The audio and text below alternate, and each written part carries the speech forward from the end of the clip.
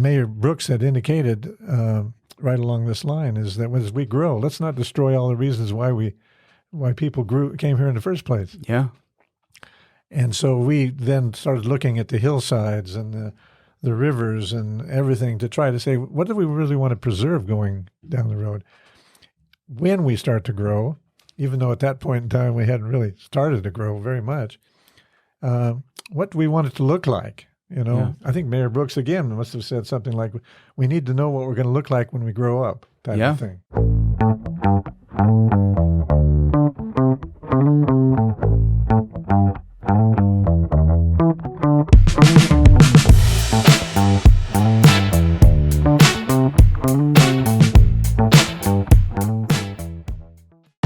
Hey everyone, the St. George election this year is incredibly important. Go to votestg.com to see who's running and what they stand for, or visit us at our voter booth at Digby's Market, Red Rock Bicycles, or down in the park.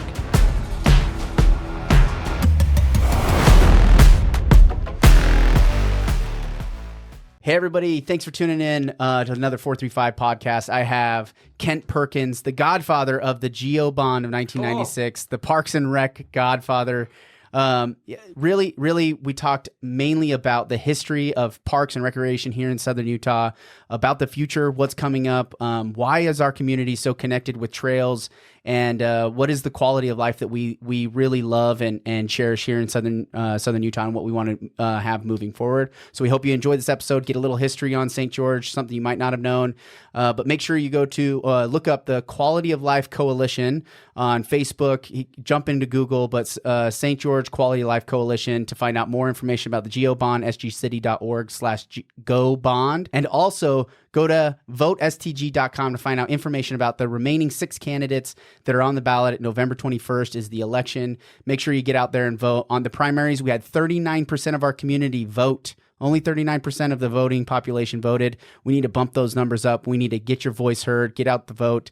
2023. Thanks for tuning in, guys. Enjoy the episode. Share, like, subscribe. We'll see you out there. That's your life. So tell me a little bit. Progress. It's a work in progress. So tell me a little bit about you, because I only know I've gotten snippets from people that know you and mutual acquaintances just about, I'd be really interested in those snippets, by the way. So the snippets are this, the visionary behind what St. George is today. So you kind of saw St. George as being a destination, a place that people could come to when it wasn't. So a little bit of a visionary that way. You were the lead behind the original GEO Bond that helped develop the Parks and Rec. That's pretty much, I think that would be like the bulk of what I've heard so far. Okay. That's my life in a nutshell, right? Yeah, that's your legacy so far. You got it all. I don't know why you need anything else. That's the legacy. So you were born here? You're from here? No, actually, I was born in Ogden. Okay. I lived most of my early life in Cheyenne, Wyoming. Okay, nice. And so small town then. Yeah. It's still kind of a small town, I guess. 43,500 or 606 or 505. I guess it depends on the week. Yeah, right. I went to BYU, ended up in Pennsylvania. Okay. And then I moved to Delaware, and that's when I came here from Delaware. Okay. That was almost 41 years ago. It was 41 years ago. Okay. So back in the 60s. I guess it would have been 80s. Do your math. 80s? 82. 2020, 82. 40, I always think 2000. And you're in wealth, huh? Yeah. No. I'm not the finance guy. I'm the real estate guy. The finance guy is Brandon. That's why we got Brandon in there. That's a little bit about me. Okay.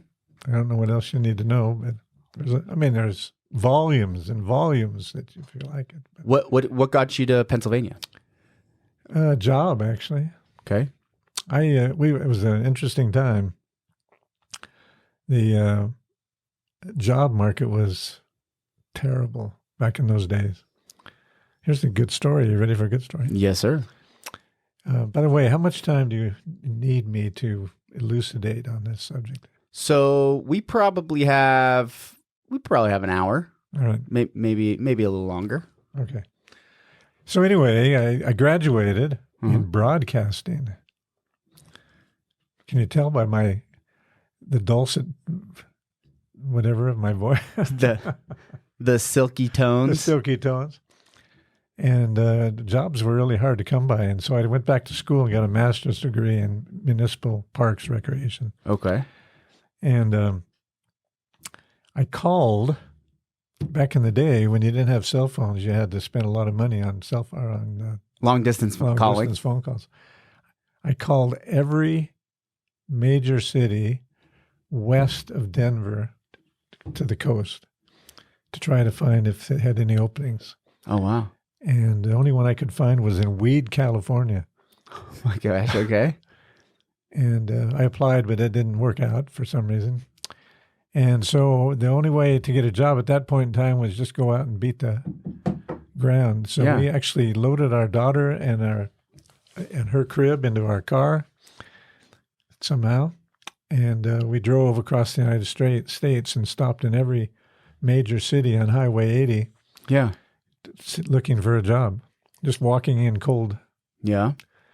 And we ended up in New Jersey where my wife's parents lived. And then I ended up going up and down the East Coast. Now, I'd like to tell that story, but some people will say, well, you were really a lousy candidate. The bottom line is there was so few jobs at that moment. Yeah. In 82, it was really terrible. Yeah, because we had, like, if you look back at history, the interest rates had peaked right there towards the end of the 70s, and it kind of filtered into the 80s. Right. So the housing market was just a nightmare. Terrible. You had the mortgages were incredibly hard to get. The oil embargo was right around that time frame too, right? I think in 81, I think. So I picked the wrong time. So it was tough. It's kind of it reminds me. Truthfully, I've been looking at eras, right? And we're going through an era that's really similar to that late 70s, early 80s time frame.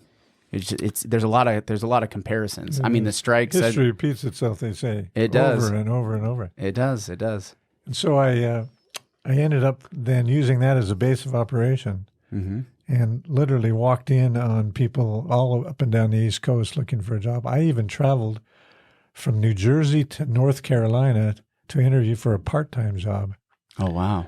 And when I sat in a gym with a whole bunch of people who had also applied for that job, and this lady comes out and she says, we changed our mind. We want to make it a full-time job. Is there anybody here that would not be interested? And we all looked at each other like, you got to be crazy. Yeah. Anyway, that didn't work out. I drove to another job in North Carolina, and the guy forgot I was coming. And so they had to track him down. That was an interesting experience. Anyway, the bottom line was that once you get an interview, then all of a sudden the interviews start coming. Isn't that interesting? Yeah. And so anyway, I ended up in Pennsylvania, working there for 3 years, and then moved and took another job down in Delaware. And that was all in Parks and Recreation city at the city level, right? Well, one was in the county. Bucks County had about 500,000 people. And then moved to Delaware. And so when did you get to St. George? 1982. 82 is when you got here. And you took over as just head of Parks and Recreation? Yeah, actually, they didn't have a department as such. Okay. So I combined, a bunch of things together to make one department. That's when Leisure Services was started, actually. Okay. So it would have been the city manager, you, who else would have been a part of that group that was kind of running the city? Mayor and city council, I guess. Yeah, it wasn't much different than it is now. Okay. Just different faces, pretty much, except for that one department. Uh-huh. And a couple other consolidations happened along the way, but for the most part, it was, but there was only 12,200 people in town. Yeah. 12,000. Wow. The first thing that happened was they annexed Bloomington. Okay. And so when I came, Bloomington and Bloomington Hills were not part of the city. Right. Things changed quickly after that happened. Yeah. Because the tax base grew pretty quickly. Is that what changed? What was it that changed it pretty quickly? Well, that's a good question. Let me think back on that one. Have we started, by the way? I think we're rolling. I like to just roll into the conversation, and then I'll do an intro at the end. No problem. I just wanted to make sure. Now I'll actually tell really good stories. Yeah, now this put will on be my good. radio voice. These will be good ones. So I'm not sure what happened actually, because it's slow. The 80s was slow, Yeah. and that was an interesting experience because Bloomington moving to St. George, or growing as it did. At that time, I'm not sure that all of the older residents were really ready for those people to move in, you know. Yeah, those people, yeah. And so it created an interesting thing, I guess you could say. It was because you had, from the outside moving in and then just kind of watching things happen. There was an old guard, and then there were the other people, the new people, right? And it wasn't really an antagonistic thing. It was just that those people thought differently than these people, type of thing. Yeah. But then you started to see, as Bloomington grew, and Bloomington Hills started to fill out. On my end, Bloomington Hills, where I live, you know, there was only a dozen homes or so at that time. Mm-hmm. And looking back, you really didn't think about it being empty, as it were. But there's a lot of new homes, or a lot of homes out there. So there's a lot of similarities in many ways as our community continues to grow. You always hear that those guys are the new move-ins or the new residents or whatever it might be. And because I was a new resident, I was kind of there, you know. I asked the mayor at that time, I said, how do you know if you're really, I guess, accepted or feel as though you're really part of St. George? And he says, well, I would have said that your parents had to help dig the canal, you know. Yeah. And then you'll know you're really from Dixie, as it were. Yeah. And I didn't think that would ever happen. You're like, I couldn't go back in time. Can't go do that. But the point being is that, you know, everybody who moves into town then has to work towards that process of acceptance, and as I'm being accepted into my new community. Yeah. Know? And so you see a lot of that happening today, obviously. Yeah, I think there's a I lot remember of the first time that a person who had moved here from California went to city council with some kind of a idea on how to change some things. Mm-hmm. And I heard a lot of rumblings of, you know, well, that's interesting. They moved from somewhere because they didn't like what was there, and now they want to recreate us and to look like that. Yeah. So you heard a lot of that even then. And so today you still hear some of that. But the idea is that every time you have a community that grows, you're going to have an influx of people. That sounds like America, Yeah. doesn't it? Yeah, it does to me. And Yeah. so there's always, you know, once we get here, let's shut the door type of a thing. Yeah. So I'm grateful to have come from the outside in a sense and then been accepted into the community. Who was the mayor when you first came on? Carl Brooks, Carl Brooks. incredible man. He was a mayor for how long? I think 8 years, perhaps. Okay. I'm not sure. It might have been 12. Probably 8, I think. Yeah. Anyway, just one of those peacemakers, one of those genuine, I love this community, and let's do what's best for the community type of thing. And I like that you said that, a peacemaker, because I think I've thought about this a lot lately, especially because things get contentious in election season, right? You get some of these differing opinions, right? Flare up emotion, and there's the difference between a peacekeeper and a peacemaker in my mind. It seems like we have a lot of people that want to just say, "Hey, let's just keep the peace," meaning let's all just get along to get along, and not necessarily say how we feel, but just let's not cause too much of let's not upset the turnip truck, right? Versus a peacemaker saying, "Hey, I see this perspective," and welcome, the differing opinion, welcome the discourse and the conversation between two conflicting sides, and then say, "Hey, let's come to a resolution." absolutely. Right?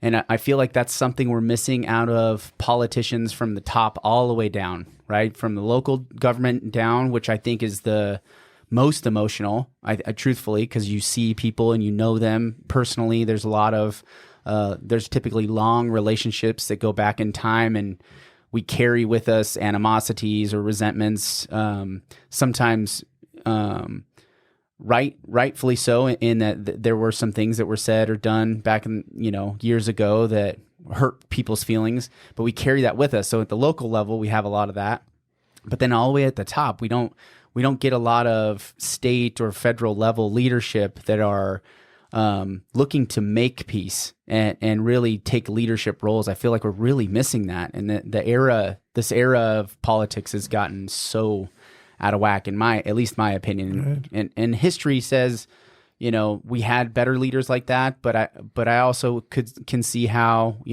history doesn't always tell the full story, right? It doesn't always tell the true story of, this person or that person. But I appreciate you saying that. I look up to guys and women and men, but leaders that want to be peacemakers, right? Like, hey, let's get everything all out into the middle, and then let's move forward. Let's come to a consensus. It's a collaboration, but it's also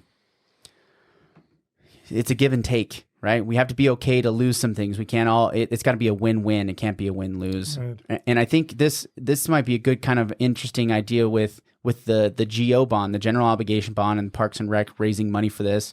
What was the feeling back in the 90s when you first kind of presented this idea of raising money for parks? Was there hey, this was an idea from an outsider and we don't, a protectionist, we don't want to invite people in, tourism? Mm-hmm. Was it a similar conversation then? Well, let's go back a step. Okay. I got to say something before you answer that question. Fair enough. We need more public servants and less politicians. Agreed. It's in reality. And let me just say this about Mayor Brooks as I close that conversation out. Essentially, the first time I ever heard this was when he said in city council, he looked out over those who had come to attend, and he said, it's all right to disagree, but there will be no disagreeableness, Yeah.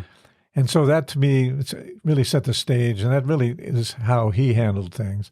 Essentially, is that let's have some open conversation and don't always have to agree, but let's all be thoughtful and kind and those types of things. Anyway, so just to go back a little bit on the history of this, when I moved here, I came from the East Coast, obviously, and so one coast, the other coast, you're still coming from outside, you were an outsider type of thing. And so somebody asked me, what's the first thing you're going to do, in this new position? And I said, listen. And so it took, some time to be able just to learn the community, to learn the people in the community, to listen and see what kinds of needs were out there. There was another individual, his name was Ira Hodges. And Ira had moved here from the East Coast also. And he was a land planner. And he had brought skills that he had honed for many years to this community. And so we had connected. I had learned that before I even moved out here, I learned that he was out here because someone was related. So I looked him up, we started talking, and before long we spent a lot of time talking and walking. And we looked at the community.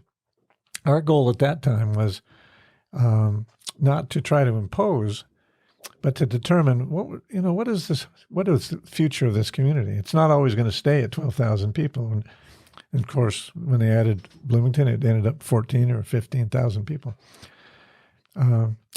But it's going to grow at some point in time. It has to grow. It's on the freeway, the weather thing, et cetera, et cetera. And so we spent a lot of time talking about what could happen in the future. Our goal was the long-term view. Mm-hmm.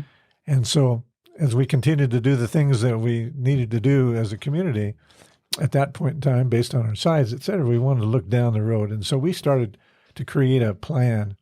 And we actually created 7 plans. We created a trail network plan, a parks plan, a beautification plan, a parks and recreation plan, a special, we called them critical areas plan, which essentially was, and the Mayor Brooks had indicated right along this line is that as we grow, let's not destroy all the reasons why people came here in the first place. Yeah. And so we then started looking at the hillsides and the rivers and everything to try to say, what do we really want to preserve going down the road? When we start to grow, even though at that point in time we hadn't really started to grow very much, what do we want it to look like? I think Mayor Brooks, again, must have said something like, we need to know what we're going to look like when we grow up, type of thing.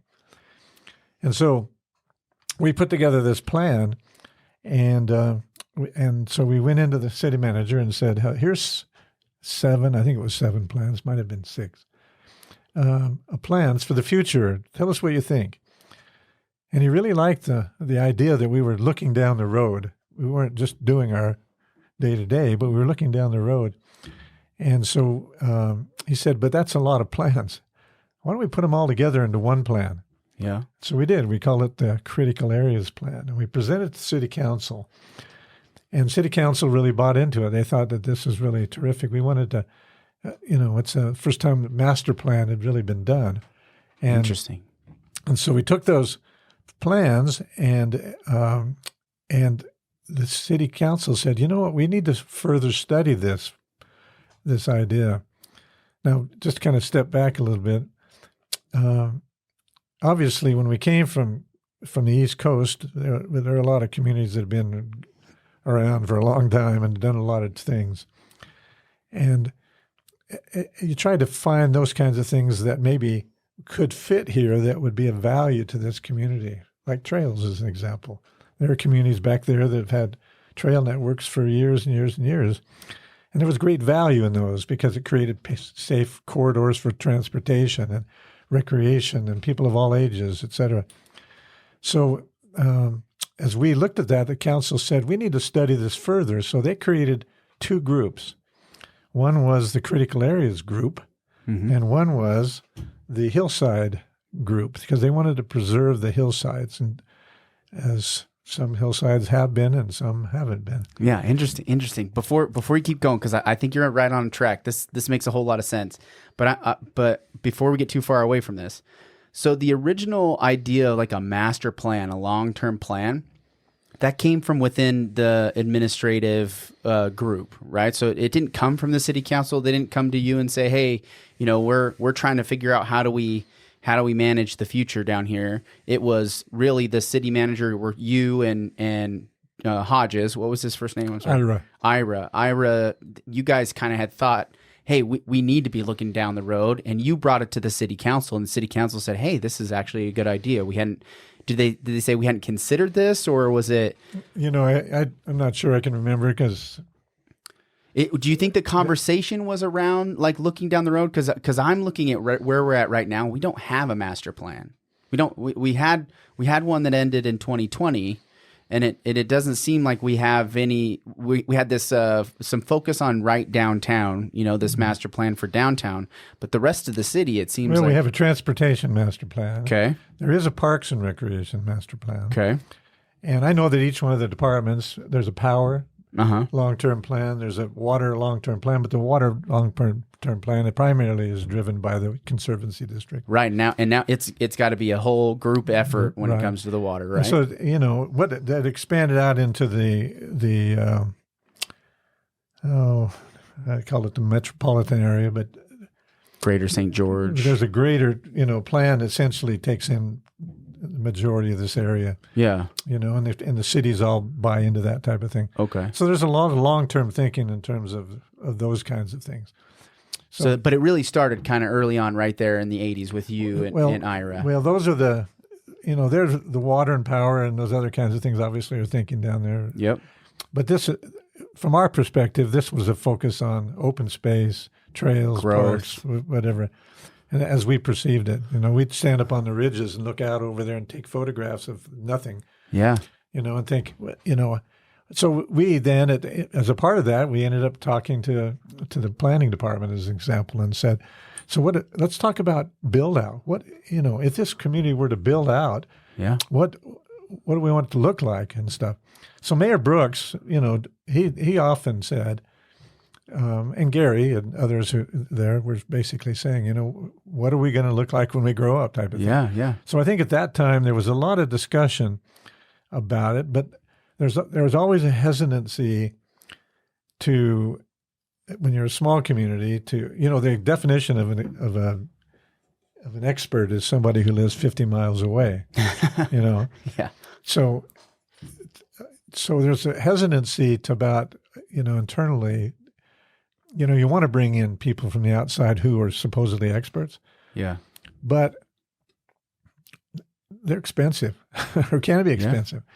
So there's a hesitancy to bring people in. At the same time, you look at your own people and say, well, you can only do so much type of thing. Yeah. So I think it was the first time perhaps that people were faced with that whole thing about, oh, here's some interesting long-term planning. Is this something we want to incorporate it? Yeah.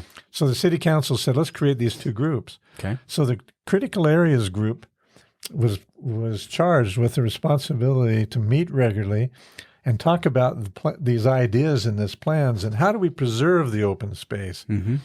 I think one of the things that the council was concerned about is that, we have our Black Ridges and our Red Mountains and whatever it might be, and they're kind of our icons, I guess. People know us by those kinds of things. And so they started to see some people starting to cut into the ridges and things, and kind of deface the ridges. Yeah, the infamous eyebrow up on Black Ridge West. And so there was a move afoot at that point in time is, hey, we don't want this to happen. What do we do? So they created the Hillside Review Board as a part of this preservation thing. And then they met regularly to try to come up with some regulations and guidelines to protect our hillsides. A quick sidebar, and stick with me because I like to do this a lot, but I had Mayor Staley in here. I just saw the squirrel go by. I know, squirrel. So Mayor Staley was in here, and he was talking about how he had like a cousin or an uncle or something like that because they come from Switzerland. And he didn't understand why we built all over our fields, all over the places where we'd grow food. He's like, why wouldn't you build on the hillsides and keep and preserve your flatland where you could grow all your food? Because we're even now we're a food desert, right? We don't grow enough food for us to keep our own population fed. And it's just funny how there's these two ways of looking at it, right? We want to preserve the views and some of these things that make us iconic, right? Like the ridges. But then on the flip side, from a sustainability and what's the best use, highest and best use of the land, right? So I think it's funny because your point is valid and fair, and I completely understand that. And I also see this other side where if you're looking at it from a perspective of the flat fields, that's what could raise food and keep us going over long terms too, depending on what era you're looking at. Well, and the agricultural areas are also iconic in a sense. Yeah. And so it's part of our overall thinking at that time was, is there a way to be able to preserve the agricultural feel of our community? So we were actually talking about that too. Yeah, okay. And so how do you preserve your hillsides? How do you preserve your, Yeah. At one point, it looked like we wanted to preserve the whole town. Yeah. Well, in reality, it would have been nice if you could, but, reality. But so where'd the squirrel take us? Oh, yeah. We were talking about the two, we had the critical, the two areas. We had the hillside and then so the critical areas plan was looking at all these different ideas about beautification and trails and et cetera, and discussing how do we get there? Mm-hmm. And so one of the ideas was, well, perhaps what we ought to do is create an ordinance, which was not totally the best idea at that point in time, in the eyes of a lot of the older folks who've been in community and the land, the private property issues. And so the idea was, what if we created an ordinance that required that you had to build, there's a corridor along your rivers, mm-hmm. and it had to be at least 50 foot wide or something like that. Mm-hmm. And so that no development could come within 50 foot, and you had to, in an effort to preserve the river corridor. Mm-hmm. And so the committee said that they would like to work on some kind of an ordinance. And so we looked all over the United States for ordinances that were like that, mm-hmm. came up with an ordinance. And they also looked at a variety of other kinds of things. At the same time, the hillside people are doing the same thing. How do we preserve our hillsides? Is it going to have to be an ordinance or something? Mm-hmm. So on the night that the presentation went to the city council for approval for this, Mm-hmm.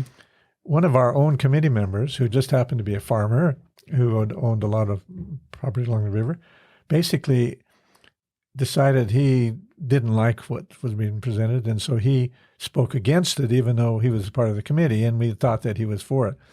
And so the council didn't approve the ordinance at that time, and so it was a 3-2 vote, and so I thought, well, how we get, because one of the other things is that if we then could preserve those corridors, we could also build our trail network within those corridors. Mm-hmm.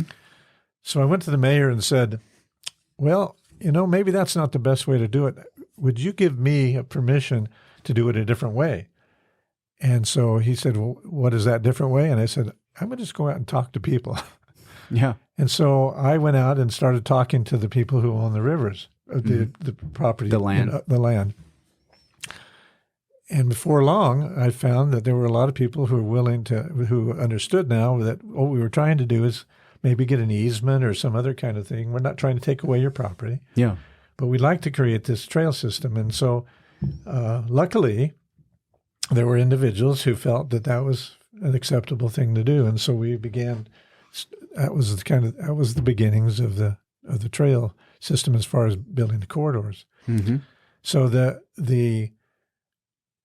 best thing that ever happened, which won't sound like it when I finish here, but the best thing that ever happened to the trail system essentially was that the dam broke. The Quail Creek Dam broke. Yeah. And it sent a 500-year flood through the valley. Yeah. And as you go up into the air and look down over the river, you see this black or this brown smirch all the way through the center. And so we discussed the fact that shows us what the river can do at its worst. Yeah. So why don't we then draw a line in the sand, essentially take the line that you can see there and basically say, we don't want to encroach beyond that. And it makes logical sense. We want to protect life and limb. Mm-hmm. Let's not encroach into those areas along our river corridors. Mm-hmm. And so I can't remember. It was FEMA, good old FEMA, came in because of the flood. And one of the people that they sent in pulled me aside one day and he said, there's something here that I might be able to help you with. The FEMA has just created a program called Flood Mitigation Grant Program. And what that basically says is that cities can apply for money to create, based on these events, I guess you could call it an event or catastrophe or however you look at it. Disaster. City council your city council could apply for funds to do things that would mitigate against problems in the future. Mm-hmm. Well, after we talked about it for a while, we decided that if we were to apply for the funds to build a trail, the trail could be the demarcation line. Nothing will happen on this side of those trails. Mm-hmm. So we applied and we got it. Awesome. And so we built the very first section of trail because of the flood. Wow. And it went from Bloomington, down at the bridge in Bloomington, up to where the Ford dealership is right now. Yeah. Well, prior to that time, prior to the flood, I became aware of what we looked at cities all over the West and frankly all over the United States that had trail systems. And we wanted to know, what kinds of experiences they had had. And so I had found that Boulder, Colorado had a tremendous trail system and it talked about the advantages that it provided. So we invited two of the planners from Boulder to come out and visit with us, and we spent quite a bit of time walking through the community, and they basically gave us the old thumbs up. Hey, this is terrific. You have a lot of great opportunity. Mm-hmm. And I said, so what's your words of advice? And the first thing they said was, the best thing you can do is build 1 foot. And I thought, well, that's a short trail. Meaning, essentially, is put something in the ground, get it started, you know. So we built this 1 mile or whatever it is of trail. And Don't over plan it. Just start. yeah. And then you're going to start to connect them together as you go along. Right. Okay. And the reason for that was because once the trail's in, the people start using it. Yeah. And they see the value of the trail and what it does for, you know, from Bloomington to Ford dealership, you have a transportation corridor. Yeah. People could ride their bikes to work. People could, you know, et cetera, et cetera. And so we put a box at the end of each one of at each end.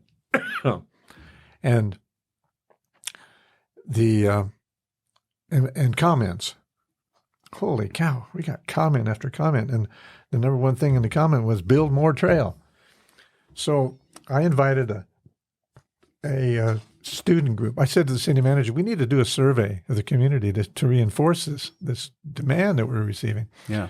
And there was some hesitancy about bringing in somebody from the outside, in a sense, you know, to do a study because of expense. Mm-hmm. And I said, well, I think we can get this done fairly inexpensively. And so I went to a friend who was teaching a class at the University of Las Vegas. Mm-hmm. And I asked him if they did that type of thing in their graduate program. They had a kind of a surveying, you know, I don't know exactly what it was called, but anyway, he said, yeah, we can do that for you. And I said, so what do you think it would cost? And he says, well, can you provide us meals, you know, and a place to stay overnight? And I said, I think we can pull that one off. So we had this group come up, and they put together a really, really good survey. It was really sophisticated survey. And they did it. It was a phone survey, and they did this random thing, and they created the survey and got results back to us. Well, they had never done a survey like that in the city. Mm-hmm. And so we took the survey, and the number one thing on there, as we requested, what do you perceive to be the needs of the community? Trails was number one. Wow. So we took the survey to city council, and boom, support was there. They were excited because the residents wanted more trails. Yeah. And so that helped us in our long range planning and in our acquisition of rights of way. But the problem was we didn't have any funding for trails. Yeah. The state had grants and the feds had grants, but you had to match those grants. Mm-hmm. And so we started looking at ways that we could match those grants. Where are we going to get the revenue to build more trail? Why do you think there was this interest in the trails? Is it because potentially, you know, you think of a small town. So I went to high school in Roswell, New Mexico, and I think the population of Roswell was only like 40,000. Half right? of those were aliens. Yeah, right. Exactly. But it's a ranch town, right? It was a ranch town. Farmers. You know, we had a Walmart, right? We didn't have a mall. We just had a really, really big Walmart, right? Like that's kind of like how it was. And so it reminds me a little bit of I think what's we had a Penny's and a Kmart, right? And so it seems really similar. So maybe what was it about the trails that got everybody excited? Well, first of all, not everybody was excited. Okay. When I first proposed trails, the city manager thought I was crazy. He'll tell you that today, that he thought that was one of the craziest ideas. You're like, it's 110 degrees outside. Nobody wants to go walk around on 100. It's crazy. But when he saw the response to that first trail, he obviously changed his mind. Yeah. I think that if you were to go back and guess, and I don't know for sure, but I would guess that a lot of those who really appreciated the trail were people who had seen those kinds of things in other communities. People who'd moved in, say, for instance, to Bloomington or moved in from somewhere else, where, you know, they thought, well, hey, you know, that's a cool thing. But it also did something else that was really important, is that, you know, we're known for our beauty as a community. Mm-hmm. But all you do is you see it from afar. Mm-hmm. You know, there's a river there, but nobody can get close to the river, you know, because what? But you put a trail that's right along the side of the river, all of a sudden it opens up a whole new vista, opens up a whole new opportunity. You're in nature. Yeah. And I think Good that point. that is an incredibly satisfying thing to be able to to do. And when you can get from one place to another and don't have to cross through traffic and stuff, there's a safety factor, you know, and a sense of, hey, this is neat. Plus, there's a lot of people that I think say, you know, I like to get out and walk, but where do I go? You know, do I climb a hillside, or do I, you know, I don't want to walk on the streets or whatever it might be. But then you give them a safe place to do that, then it creates a different dialogue. You know, like, hey, this is good. I like this, and it makes me feel good. I'm going to do this more regularly. And my wife and I, or my husband, or my partner, or whoever else, we're going to go out and we're going to walk our dogs. You know, whatever it is. So I think that a lot of those kind of factors came together. You know. Okay. So which makes sense, right? It's pretty intuitive. I asked the question and I'm like, well, duh, of course. Why? Who doesn't want to go out? And hang out I think on the it's trail? a great question. So I think that.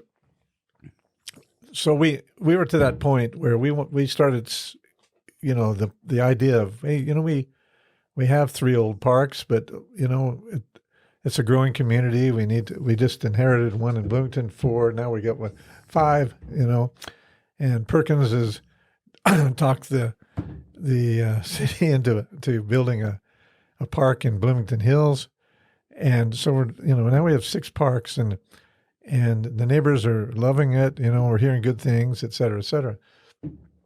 And we did have what was a park impact fee that had been applied when new growth came in. You know, a certain portion of those fees were towards new parks. But when you get a little here and a little there and a little there, it takes a lot of littles before you can get big to be able to build one thing. Yep. So we really didn't have the kind of any money to match for trails. And so that was when the idea was, where are we going to get this money? And so in concert with the city manager, we talked about, well, perhaps there's an opportunity to do a bond. Well, I mean, a bond means they're going to raise taxes. Mm-hmm. Well, this conservative community of ours hasn't raised taxes in years and years and years at that point. So, you know, is the city going to support that? Well, so we're thinking if we were to do something like that, then we would need to have the community need obviously to support this, but we would then have monies that we could then match grants that we could then start building things, trails and parks and other facilities. Because you establish the bond on the front end, because it's, you know, let's say the federal government or the state government say, hey, we're going to do this grant program. And then there's kind of the door opens, and the cities, all the cities around or the states go to these federal entities or state entities and say, well, we have money to match. We'll go get it. But there's only so much. So if you don't have the money right away, because you can't say, hey, we'll do it. But then if you don't have the money, is that kind of how it works? Or could you do it almost in retrospect, be like, hey, we'll match it. And then you get the grant and go back to the people and try to raise it. That seems you're going backwards into it a little scary. bit. Yeah. Yeah. So it's, you know, they're usually 75-25 or 50-50 kinds of grants or those type of things. And so it's good to have the money in hand when you do that. Yeah. Because you have to commit that actually on your paperwork, you know, when you're you got to applying. commit to it. Yeah. So that dialogue started happening. And one day I had a business owner and an avid tennis player come into my office and say, we need some facilities. Our community is starting to grow here in the 80s. Yeah. In the early 90s, our community is starting to grow, and there's a great demand out there. And all we've got is a couple of tennis courts here and whatever. And this tennis player is saying, yeah, we've got too many people and not enough places to play. And how are we going to do that? And I had the same thing with them, you know, well, it's like pickleball these days. Yeah. We don't got enough places to play our pickleball. There you go. Vernon Worthen is packed all the time. And so, and that's good, right? It's good. So they said, what do we do? And I said, well, you know, here's the same story, you know, because I've had these people come in and ask me about soccer. These people have asked me about building more, you know, softball fields, whatever. But the city just doesn't have the funds to be able to build these capital projects at this time. And so I said to him, you know, he said, well, who should we talk to? I said, well, the city council, frankly, needs to be talked to in these situations. If you feel as a resident you want to, be heard. So they got on the city council agenda and they made an impassioned plea, and it was heard. And the council said, "Well, that looks like something." And they were saying, the community, the residents want this kind of thing. Well, we need to determine that. And so the council decided that they would do a study to determine what the real needs were in the community. And so they asked me if I would suggest a few names, and they have some names, and they put together a committee. We called it the Parks and Recreation Committee. How creative. Yeah, right. And so they were tasked with the responsibility to investigate from a resident point of view what the perceived needs were, and then to come back to city council with what they discovered. And so I can't remember exactly how many people were on it. It was 8 or 10 or something like that.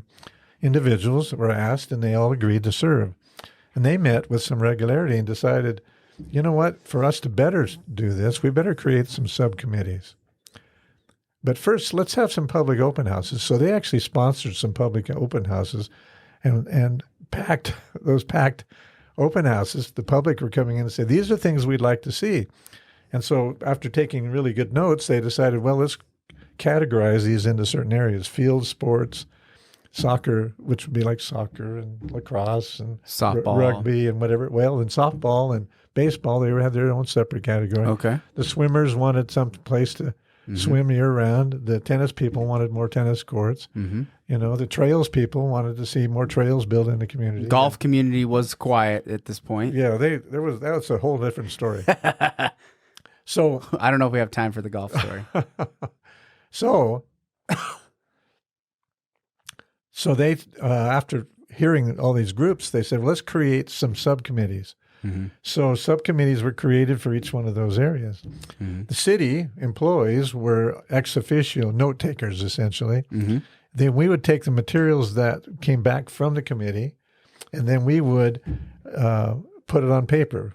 For instance, if there was demands for a soccer complex or something like that, we would then go back and try to draw up some preliminary kinds of ideas, et cetera. And as that committee progressed, they changed their name from Parks and Recreation to Quality of Life Committee. And so this Quality of Life Committee then received input from lots of people, and there were lots of input done and whatever.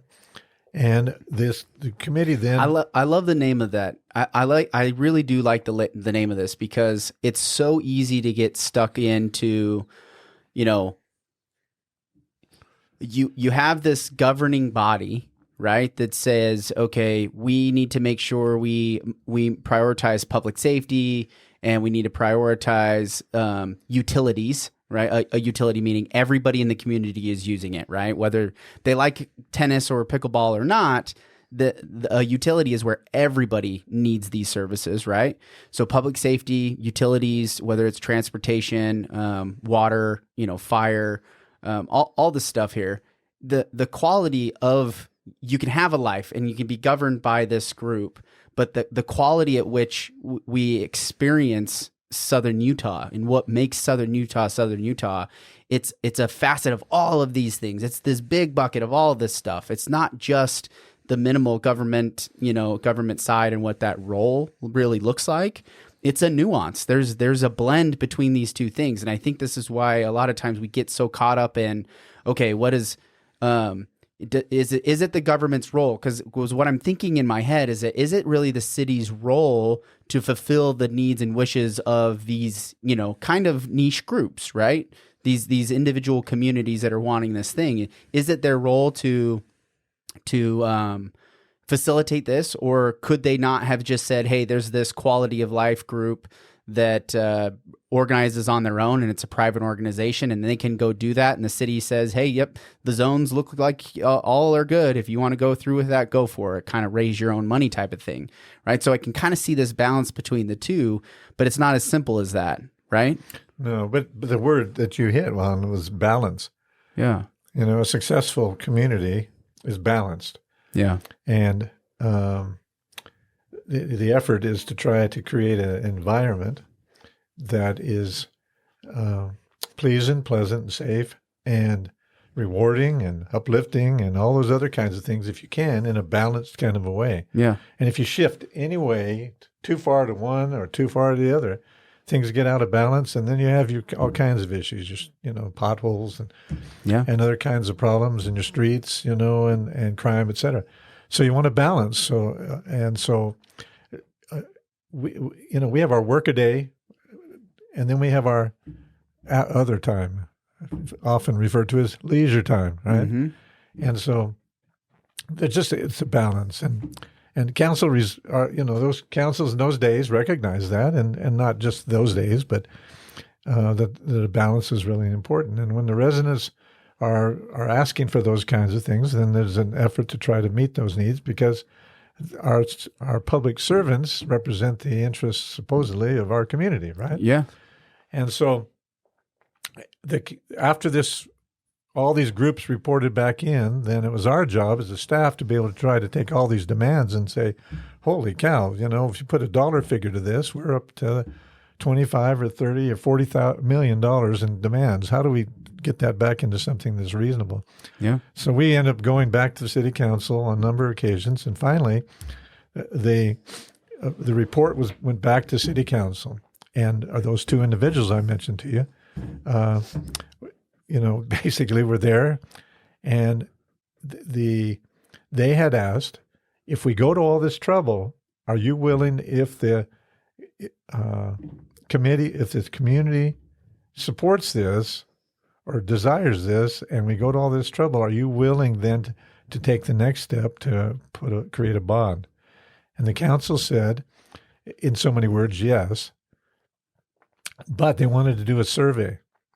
And so they then hired Dan Jones and Associates out of Salt Lake City to do a major survey of the community regarding the things that were on this, and if these things were on a bond, would you vote for these things?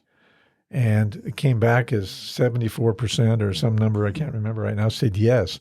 And so council then waved the go flag. Okay, we'll do this. We'll put it on the ballot. Mm-hmm. And then so effort was made. This committee then shifted gears from gathering to supporting. They became advocates, mm-hmm.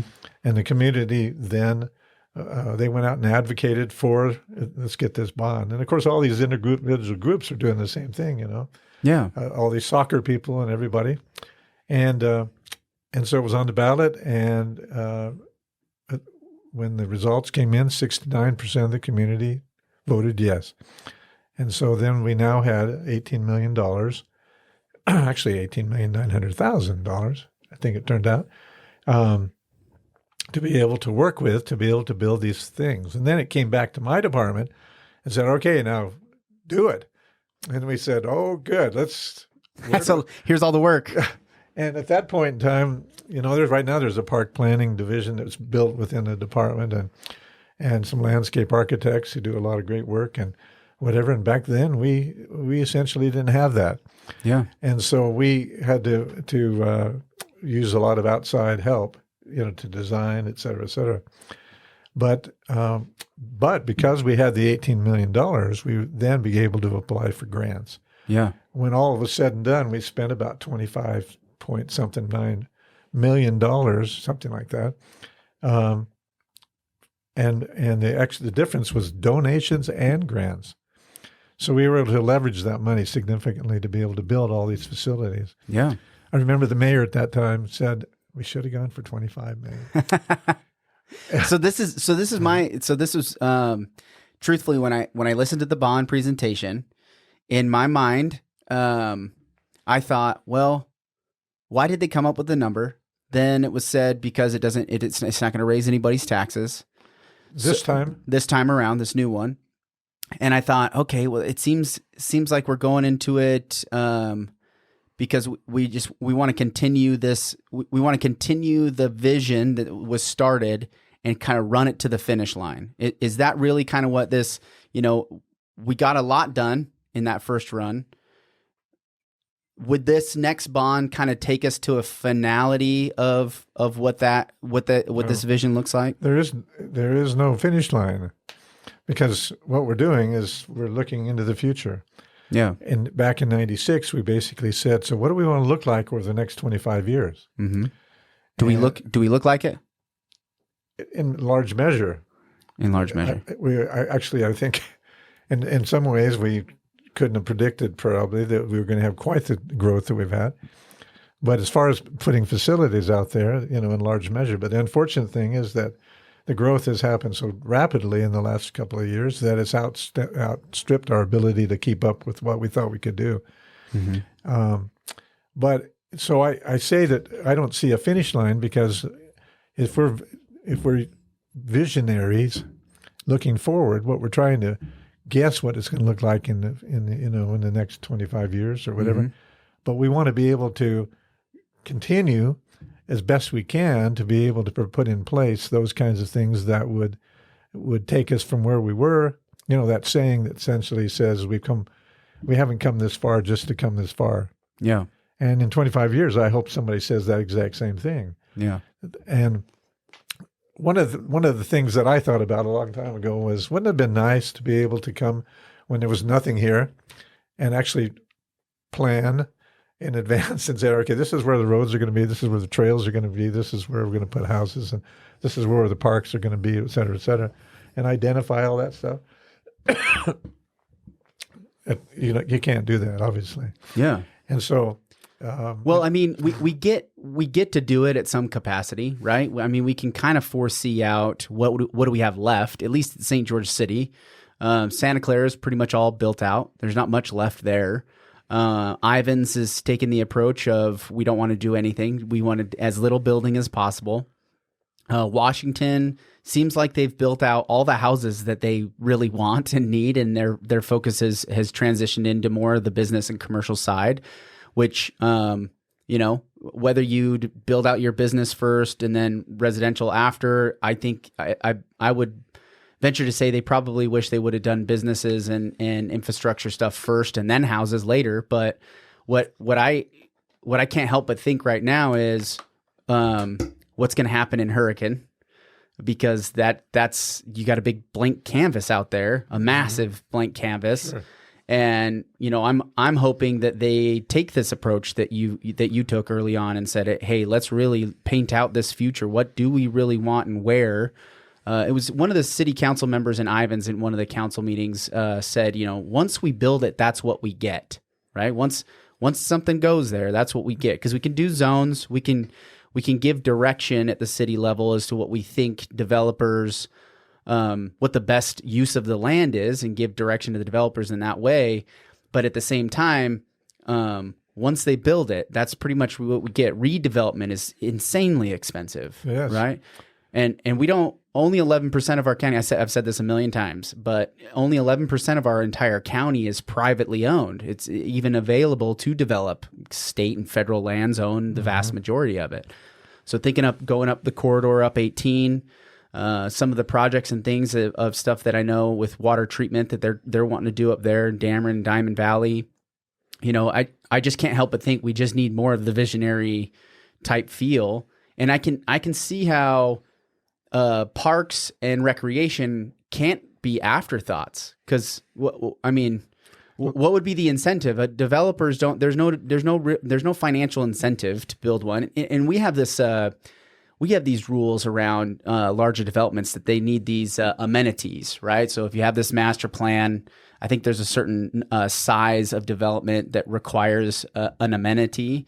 But I've talked to so many developers, and they do as little of the amenity as possible. It's not like they go into it thinking, let's put this awesome amenity and then build the houses around it. It's like, let's build the best scenario with houses and units, and then what's the minimum requirement to be called an amenity, right? What does that mean? And again, it depends obviously on the developer, but the vast majority. There's probably a small portion, but truthfully, I think the majority of them that are doing these, that I don't think they're leading with the amenity. You can't count on that for the general public. Exactly. And so, or for that to carry the weight of what's the need. And we're in a situation. Everybody is in a situation where essentially land is like pizzas. or not like pizzas, I should say. Land is not like pizza. Yeah, you can't eat it up and then order more. Right. Know? So we're locked in, just like you said. You build it, it's there. And so that's why obviously long-term planning is so critical. And parks, let me go back for a second. Back in the early 90s, we decided that as a part of all the stuff that was happening, we needed to create our first formal Parks and Recreation master plan specifically. And we'd had a general one back in the 80s, but we wanted to create our community was changing, but we wanted to make sure we had a great master plan. And so we came up with some standards that we thought were reasonable. At that time, we indicated, we wanted to have a neighborhood park within a quarter mile of everybody. We wanted to have a regional park or a community park within a half a mile. Well, then we kind of softened that and went to, okay, so within a half a mile, we're going to have a neighborhood park. Within a mile, we'll have a gathering park, a bigger park type of thing, special facility kind of thing. And, we want to connect all these trails together. And so we created this master plan of trails and parks because every neighborhood, well, one more thing then I guess I should say is that we also created a concept. And the concept was like a big web in a sense. And you have your home and you have your backyard. In your backyard, you have your barbecue and your kids come over and you eat, maybe you bring in a neighbor or two. But if you want to have a bigger gathering, you need some place to do it. Well, you have a neighborhood park, or there's a pavilion down there or something. And so it expands that community. Maybe there's 50 people there, or maybe even 100. Or yesterday I went to a picnic in the park and there was probably 150 people there. Yeah. Okay, so it expands that. Okay, but there's some things you can't do in a neighborhood park. We don't have lights. You don't generally have big pickleball complexes or anything else. And so by putting in a trail network between that neighborhood park and, say, a community park, you just expanded my opportunity as a resident to be able then to move into a different kind of a thing and to get there safely, to ride my bike there, whatever it might be. And not only do you hook together these parks, but then, well, what if you hook together things like the libraries and access to those kinds of facilities and the schools? And so pretty soon you've got this web of community that's tied together with the trail network. Yeah. And so that's why neighborhood parks are so critical, is that people need to be able to get out and walk their dog. People need to be able to take their kids out on their little striders and go around in a loop on the, in the park or play together as family or your little neighborhood soccer team or whatever it might be. You've got to have that opportunity to have some open space. We hear this, we have this conversation all the time. It's like kids these days don't get outside, right? And with technology and whether it's games and the internet and all this stuff, this idea, it's contrary to where society is going, but we can't lose sight of the fact that this is, we know what's best for the health and wellness of our city and our culture and the community, right? The quality of life that we live is that there's this space, there's a space for the digital world and there's certain things we're never going to be able to pull out of. But I think what's happened over the last 3 years with COVID and driving us into the house and away from each other, it's showed us how much we need to collaborate as a community, Absolutely. Get back into these routines and habits of talking to our neighbors and having these community parks are kind of a cornerstone of that. And I think we can't lose that. I think that's super important. And we got to teach the younger kids about that too. That's exactly right. And neighborhood parks become a sense of help create that sense of community. Yeah. Our 4th of July, you can't believe the number of people in the park on the 4th of July. Well, those are neighbors. Those are people talking to each other, spending time to each other, building rapport and et cetera. And that's what strengthens our neighborhoods. Yeah. That's why quality of life is the opportunity to do a lot of different things, but being with our neighbors,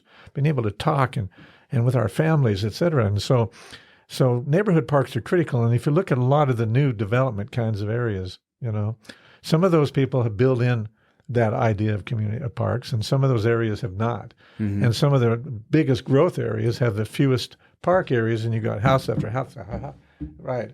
And so you miss out on that. And those are the areas, you got neighbors, but how many down, 3 or 4 down and 3 or 4 down.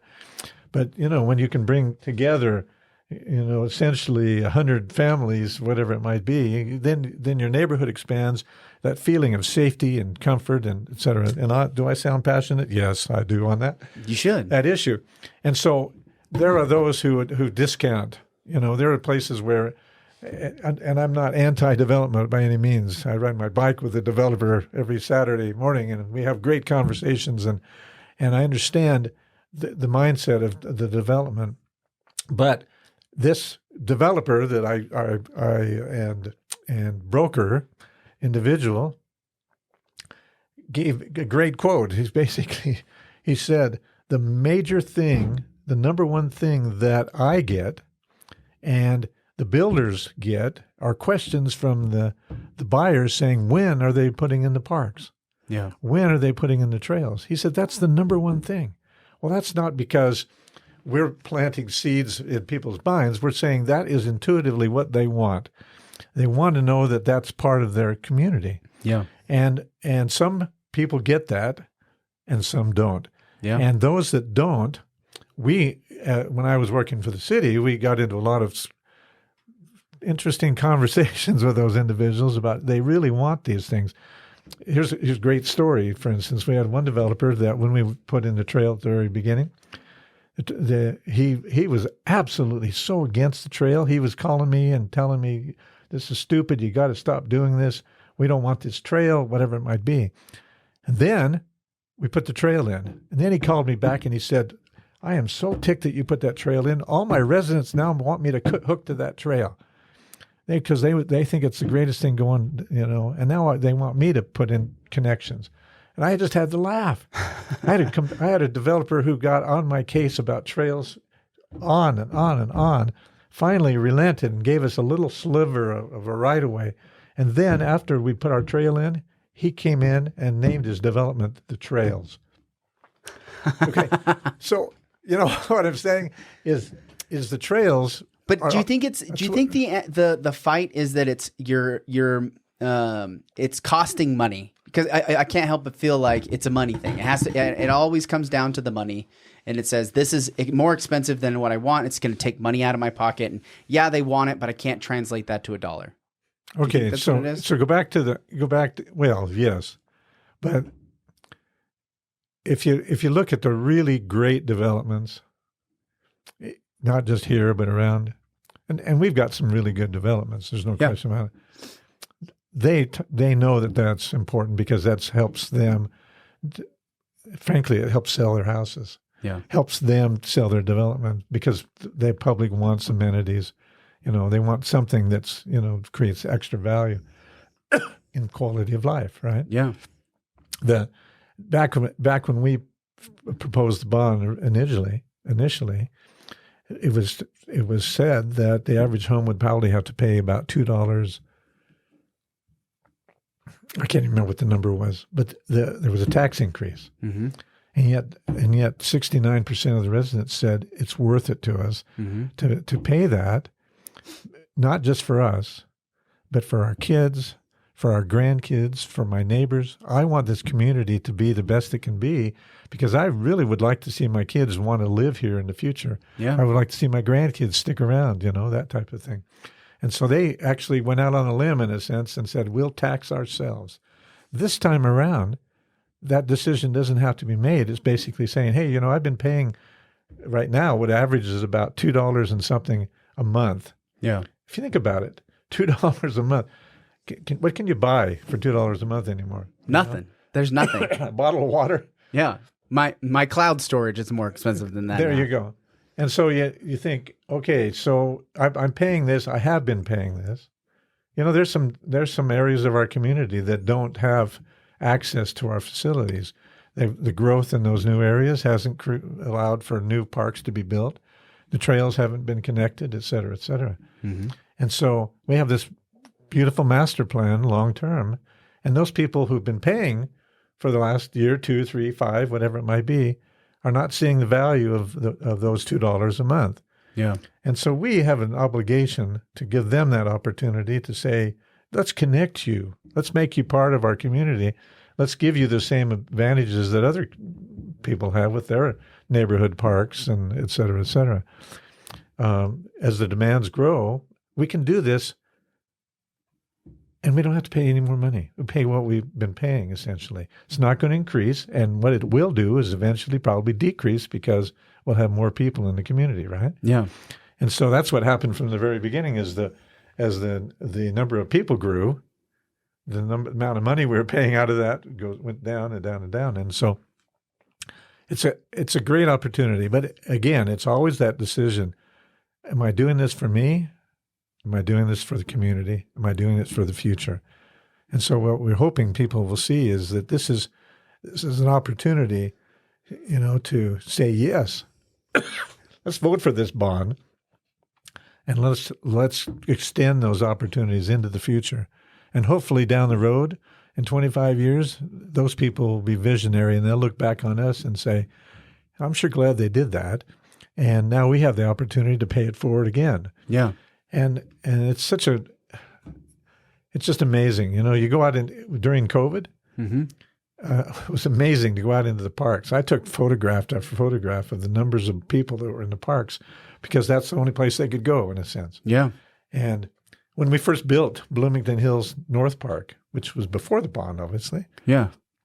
But we put in the grass late in the fall, and we had to rope off all of the trail networks to keep people out of the grass. Yeah. But people were out on the trails like you wouldn't believe. They're out there walking in circles because that was the only thing they could do on the parks, but they were so excited to do that. Yeah. Here's a story. I'm going all over the place. Did you see the squirrels go this way? Yeah, no, I think we're doing good. We're doing good.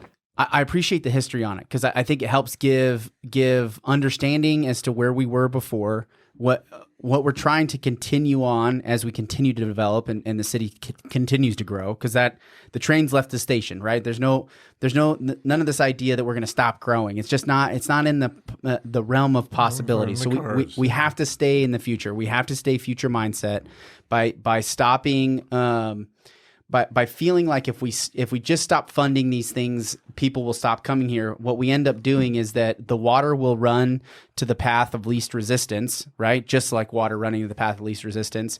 Developers and the city and the free market is going to fill in gaps, right? Where it decides, not with any vision, but with chaos, truthfully. So I appreciate the vision. I would like to just direct everybody listening in to go to sgcity.org/go bond. Go get on the website. Go click on the YouTube video. It goes over the 96 and 98 bond projects and what they've accomplished with that, and then a lot of the future proposed projects that are moving forward. That gives you kind of an idea of what's on the agenda, what is on that future plan, and that 20-year Parks and Trails plan is exciting to me. It is exciting. I was at the rodeo. I would love to see the rodeo get updated and upgraded to make it a little more comfortable. It was packed, and it's such a beautiful venue, and I'd like to see it continue to be a great event every summer. But Kent, thanks for coming on the show. I really do appreciate it. My pleasure. Unfortunately, I can talk forever, and time is critical. Time's critical, but I would love to have you on too again to kind of talk a little bit more about this in the future project and how we're headed. And maybe we talk about our Quality of Life Coalition at that time. Yeah, the Quality of Life Coalition too. If you're interested in, where could they find out more about that? Well, it's St. George Quality of Life Coalition. Is it on Facebook? Which is on a website. There's a Facebook page. There's Instagram.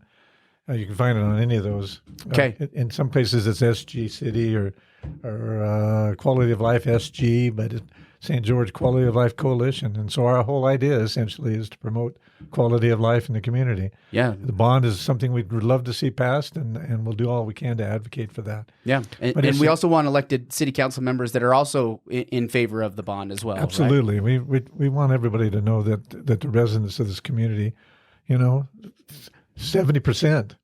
They took a survey in 2022 of the residents. 70% of those people said they would probably, most likely, vote for the bond. Yeah. Right there.